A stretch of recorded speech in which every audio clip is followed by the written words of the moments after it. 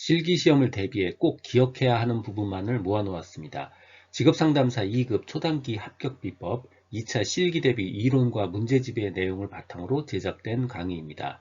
고정 댓글에 질의응답을 위한 카페 링크와 교재 구매 링크를 넣어드렸습니다.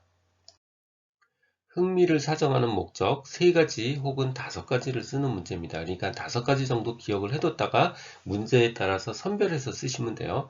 자, 첫 번째, 모든 사정이나 검사의 목적은 기본적으로 자기 인식이에요. 자, 자기 인식 발전, 자기 인식 발전시키기가 기본적인 목적이고요. 자, 두 번째는 선호, 좋아하는 것과 불만족에 관련한 문제입니다. 첫 번째는 직업과 교육에 뭔가 불만족이 있다면 그 불만족의 원인을 찾는 거예요. 직업 및 교육의 불만족 원인을 찾는 거. 또 한 가지, 여가 선호나 직업 선호를 구별하는 겁니다.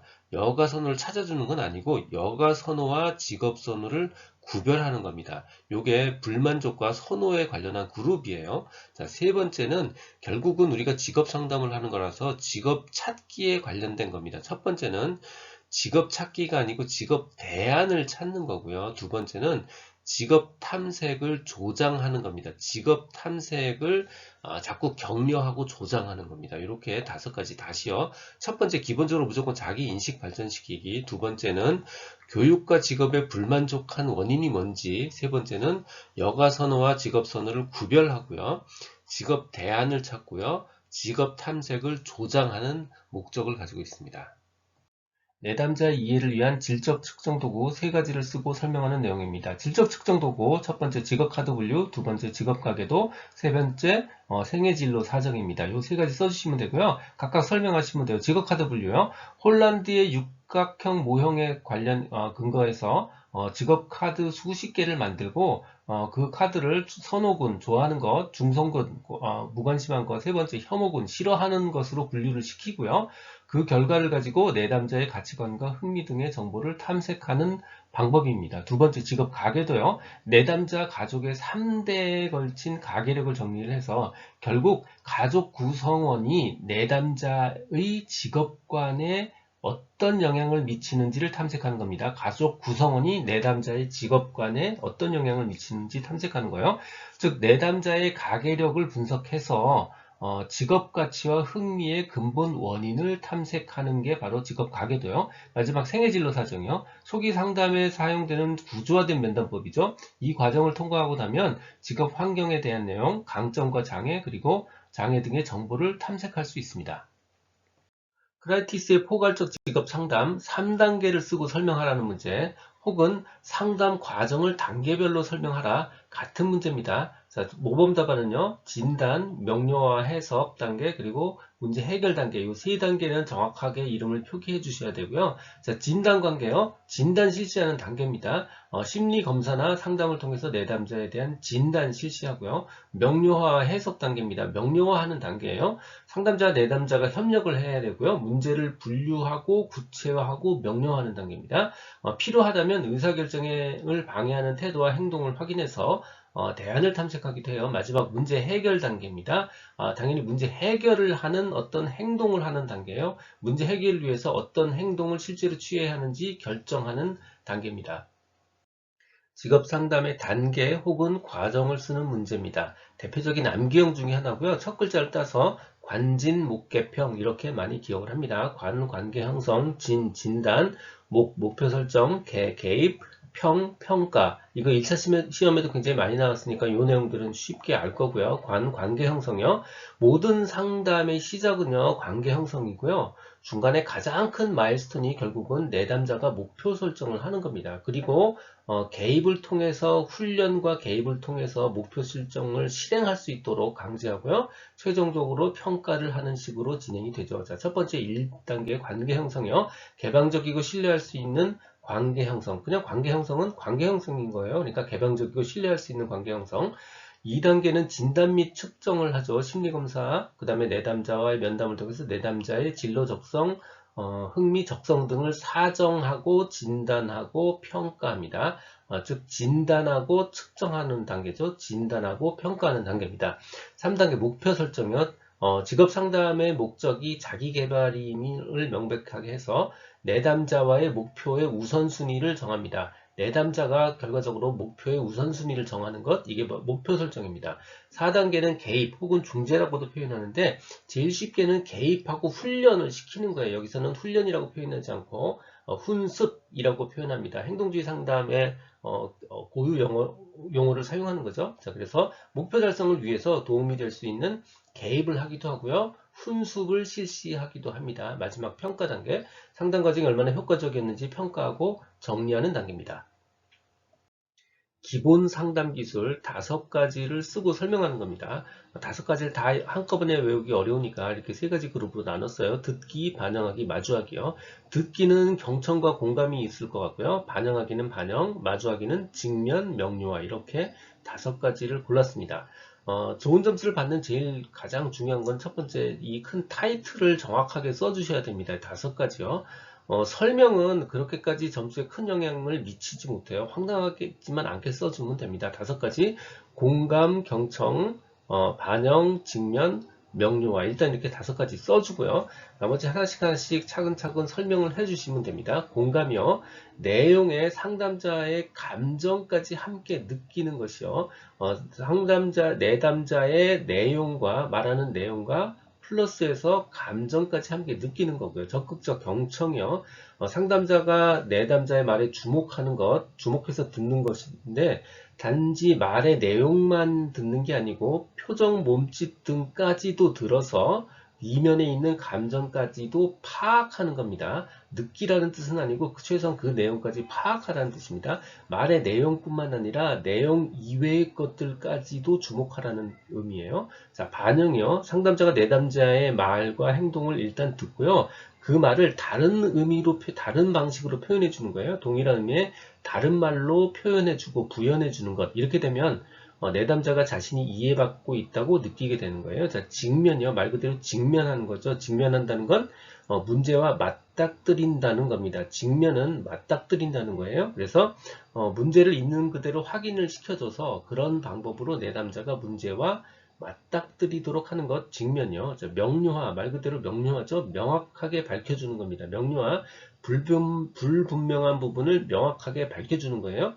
내담자의 말 속에 포함되어 있는 불분명한 부분을 명확하게 밝혀주는 겁니다. 직업 정보의 의미, 두 번째 직업 정보가 포함해야 되는 내용 2가지 덩어리, 세 번째는 직업 정보의 기능과 역할을 노동시장, 국가, 기업의 관점에서 설명하라 이렇게 3가지 문제입니다.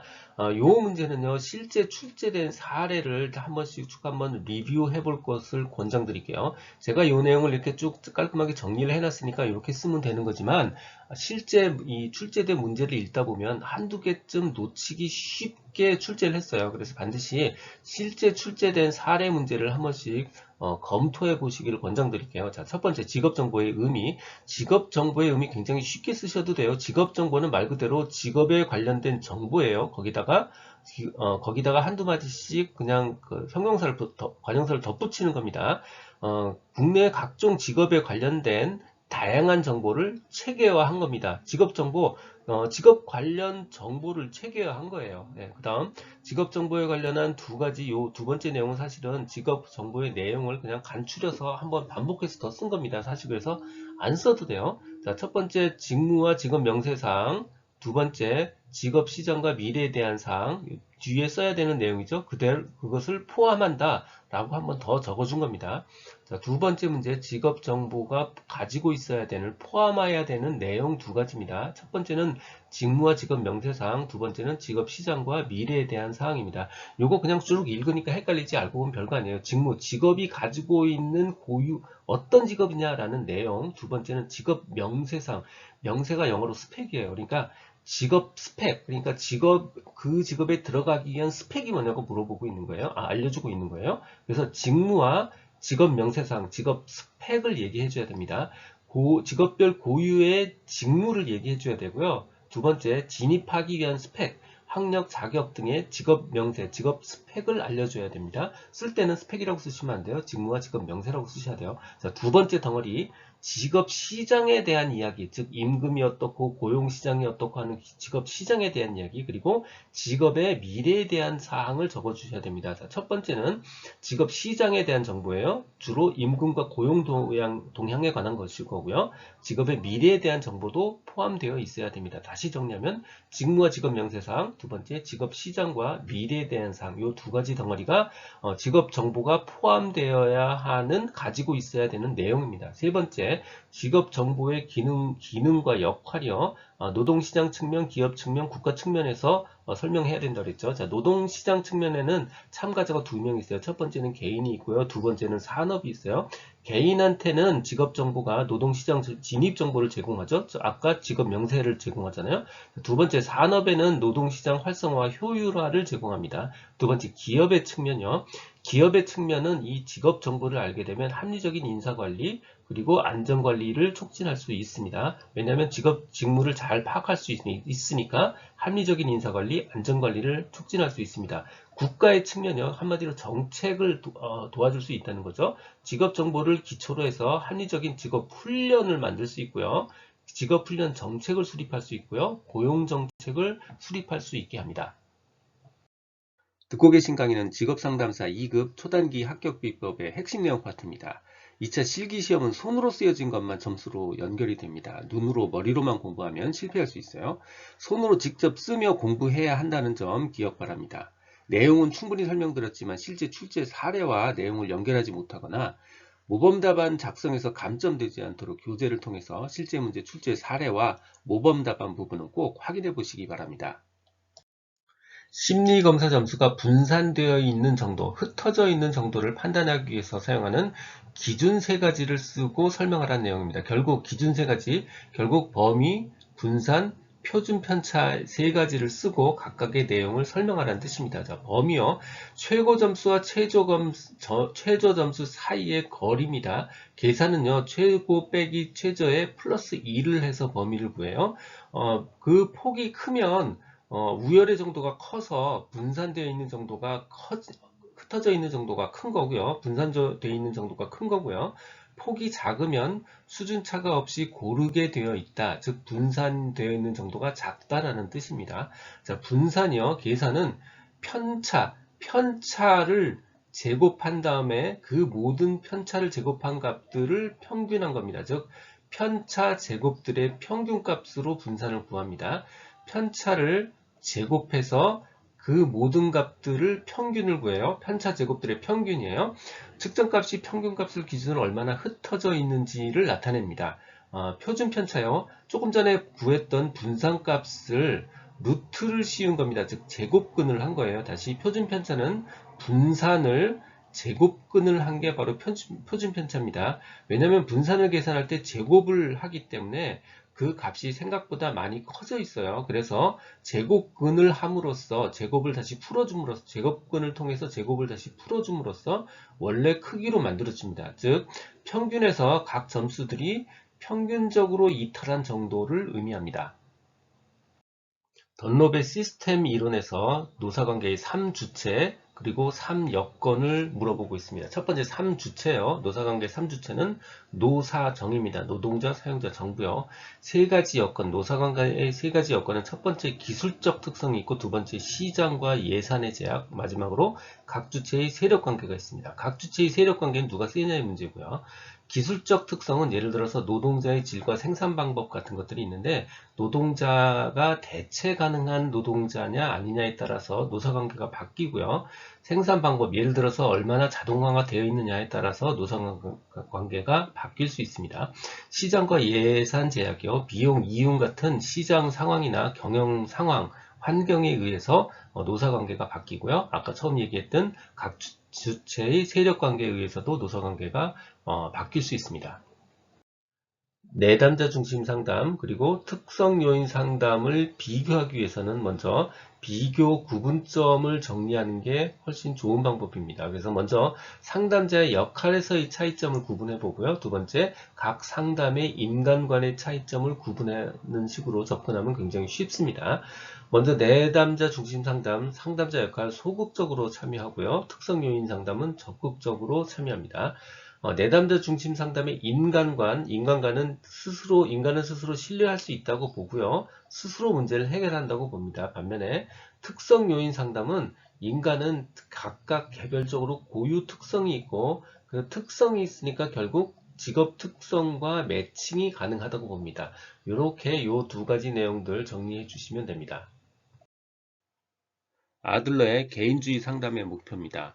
아들러의 개인주의 상담에 대한 가장 큰 오해는요, 이 개인주의라는 단어 때문에 이기주의, 개인주의 할 때 그 개인주의를 떠올리는 거예요.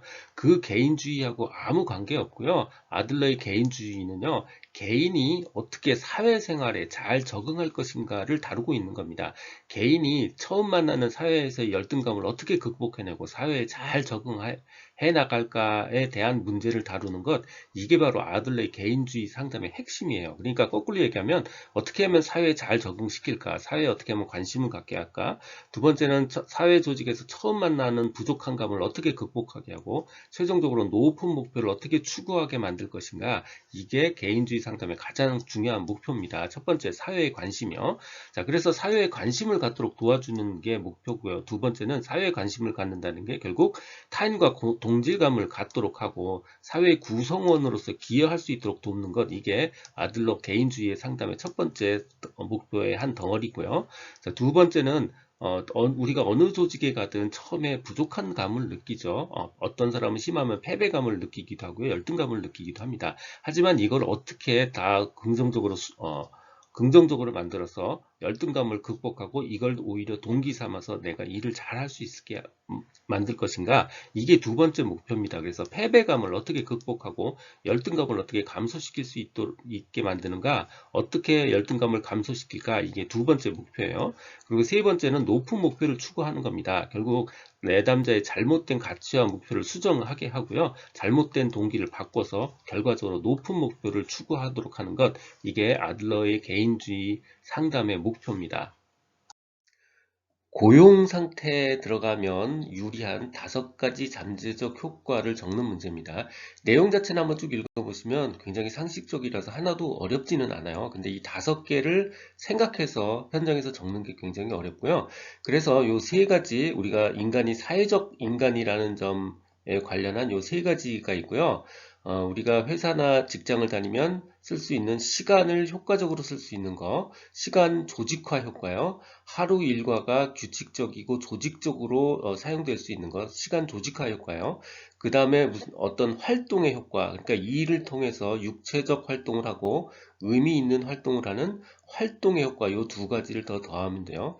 자, 우리가 사회적 효과는, 자, 첫 번째는 뭐냐면 사회적 접촉 효과가 있습니다. 가족 이외의 사회 사람들과의 규칙적인 접촉이나 교류를 갖는 효과요. 두 번째는 사회적인 신분을 갖는 효과가 있습니다. 한마디로 나 여기 다녀, 나 이런 직장 다녀, 이런 거예요. 그래서 직장을 통해서 자신의 정체성을 느끼고 사회적 신분을 갖는 그런 사회적 정체성 혹은 신분 효과가 있고요. 세 번째는 공동 목표 참여 효과가 있습니다. 공동 목표에 참여해서 자신의 가치를 느낄 수 있는 그런 효과가 있습니다. 다시 정리해 보면 사회 관계에 관련해서 3개, 사회적 접촉 효과, 사회적 정체성 혹은 신분에 관련한 효과, 공동 목표 참여 효과요. 그 다음 시간 조직화 효과요. 시간을 조직적으로 사용할 수 있는 거. 그 다음 활동의 효과, 육체적이고 의미 있는 활동을 할 수 있는 거. 이렇게 5가지 정도 준비하시면 됩니다. 내담자의 침묵이 발생하는 원인 3가지를 적는 문제입니다. 보통 한 4가지 정도 생각해 두셨다가 그 중에 3가지 정도 골라서 쓰시면 될 것 같아요. 가장 우려스러운 거 바로 상담자에 대한 저항을 표현하는 거, 상담자에 대한 저항이요. 그 다음에 두 번째 케이스는 실제로 뭔가 할 얘기가 없어서 침묵하는 경우도 있어요. 실제로 할 얘기가 없는 경우. 그 다음 뭔가 생각하는 중, 그러니까 혼란스러운 생각을 정리하고 있어서 지금 침묵하는 경우. 마지막으로는 생각이 멈춘 경우, 사고가 중단된 경우, 이렇게 4가지 정도 준비하셔서 3가지를 선택하시면 될 것 같아요. 일반 직업 적성 검사 GATB입니다. 일반 직업 적성 검사 GATB는 내용 자체는 하나도 어렵지 않습니다. 읽으면 누구나 다 이해가 돼요. 자, 그런데 진짜로 어려운 부분은 인간이 이렇게 9개나 되는 걸 외워야 된다는 거예요.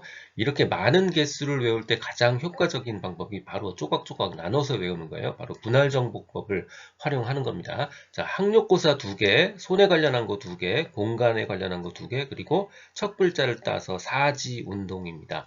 먼저 학력고사 2개는요, 바로 수리 능력과 언어 능력이에요. 수리 능력과 언어 능력. 두 번째, 손에 관련한 것 2개, 바로 손가락 정교성과 손의 재치입니다. 손가락 정교성과 손의 재치. 공간에 관련한 것 2개, 공간 적성과 형태의 지각입니다. 공간 적성과 형태의 지각이요. 마지막으로 첫 글자를 따서 사지 운동, 사무지각이고요. 지능, 운동은 운동 반응입니다. 사무지각, 지능, 운동 반응이요. 일반 직업 적성 검사 GATB에서 측정 내용을 설명하는 문제도 출제되기도 합니다. 먼저 9가지 항목들을 먼저 적어주시고요. 설명 내용은 최대한 간단하게 적어주시는 게 좋습니다. 먼저 학력고사 관련 2문제, 수리 능력, 언어 능력, 그리고 손에 관련한 2항목, 손가락 정교성, 손의 재치, 공간에 관련한 거 2개, 공간 적성, 형태 지각, 마지막으로 사지 운동요, 사무지각, 지능, 운동 반응요. 수리 능력은 말 그대로 계산 능력입니다. 신속하고 정확한 계산 능력. 언어 능력은 언어의 뜻과 개념을 이해하는 거고요. 손가락은 손가락이고요. 손은 손입니다. 손가락 정교성은 손가락을 정교하게 움직이는 능력. 손의 재치는 손을 정교하게 조절하는 능력이에요. 공간 적성은 공간 형태의 이해와 2D, 3D와의 관계고요. 형태 지각은 도해, 표에 나타나는 것을 지각하는 능력입니다. 사무 지각은 사무실에서 사용하는 거예요. 문자, 인쇄물, 전표 등의 내용을 식별하는 능력이고요. 지능은 일반적인 학습 능력 그리고 추리 판단력입니다. 운동 반응은 눈과 손 혹은 손가락을 이용한 운동 능력을 이야기하는 겁니다. 사실 일반 직업 적성 검사 GATB에서 측정하고자 하는 거는요. 말 그대로 일반직이에요. 그러니까 사무 일반직 혹은 기능 일반직들이 늘상 사용하는 능력을 측정하는 거예요. 무슨 관리 능력이나 창의력 같은 걸 측정하고자 하는 게 아닙니다. 불안의 3가지 유형을 쓰고 설명하는 문제입니다. 정신분석 상담이라는 말이 들어가기도 하고요. 안 들어가기도 해요. 어느 경우든 불안의 3가지 유형을 쓰고 설명하는 부분인데 원래는 프로이트 심리학에서부터 출발하는 내용이에요. 근데 굳이 이거 한 문제 풀자고 그렇게까지 어렵게 공부하실 필요 없고요. 프로이트는요. 나라는 존재에는 자아라는 존재가 있고요. 그 본능에 해당하는 부분이 있고요. 어떤 윤리관이나 도덕심에 해당하는 부분이 있다고 봐요. 나라는 존재라는 부분이 자아라고 이름을 붙였고요. 본능에 해당하는 부분, 이거 원초와 혹은 이드라고 이름을 붙였어요. 그리고 도덕심이나 윤리관에 해당하는 거 초자 혹은 뭐 슈퍼 에고라고 이름을 붙였어요. 굳이 영어 이름까지 기억하실 필요는 없습니다. 아무튼 자아와 원초와 혹은 본능 혹은 초자가 존재한다 라는 것만 아시면 되고요. 불안의 3가지 유형, 현신도입니다. 현실적 불안, 신경증적 불안, 도덕적 불안이요. 현실적 불안은 현실적으로 실제 존재하는 불안이에요. 주변 환경 내에서 존재하는 위험에 대해서 실제적으로 불안을 느끼는 것, 현실적 불안이고요. 신경증적 불안은 본능과 자아와의 관계입니다. 예를 들어서 나는 자아는 다이어트를 하고 싶은데 본능은 막 먹고 싶은 거죠. 이런 종류의 불안이 바로 신경증적 불안이고요. 결국 본능, 원초화와 자아와의 갈등에서 비롯하는 불안, 신경증적 불안입니다. 도덕적 불안은 자아와 초자 간의 갈등에서 비롯하는 불안이에요. 즉 양심에서 발생하는 불안이고 두려움, 수치심, 죄의식 같은 게 있습니다. 참고로 제 책을 공부하시는 분들은 제 책의 이 부분이 지금 오타가 나 있어요. 도덕적 불안이 자아와 초자 간의 갈등인데 본능과 초자 간의 갈등이라고 제가 오타가 되어 있습니다. 그 부분 조금 유의해서 한 점 봐주세요. 지금까지 라디캠지기 꾸벅이 박종규입니다. 지금 화면 좌측 상단의 재생 목록을 누르면 필요한 부분을 선택해서 들을 수 있습니다. 도움이 되셨다면 좋아요, 구독 부탁합니다. 감사합니다.